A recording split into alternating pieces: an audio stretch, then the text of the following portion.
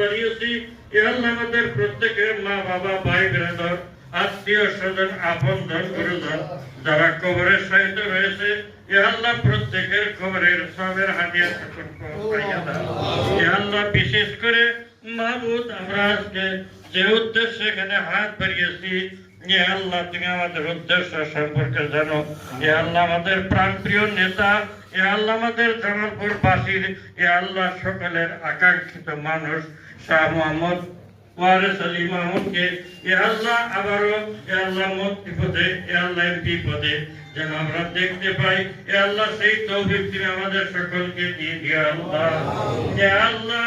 এ আল্লাহ এই বিএনপির যিনি আজকে আমাদের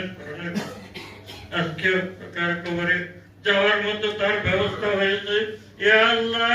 আজকে তিনি অসুস্থ অবস্থায় আছেন মাওলা দয়া করে তুমি তার সুস্থতা দিয়ে দাও এ আল্লাহ সবাই কামেলা আজলা তুমি দিয়ে দাও এ আল্লাহ তুমি তার হায়াত দারাজ করে দাও এ আল্লাহ তুমি আমাদের দয়াকে কবুল আর মঞ্জুর করে দাও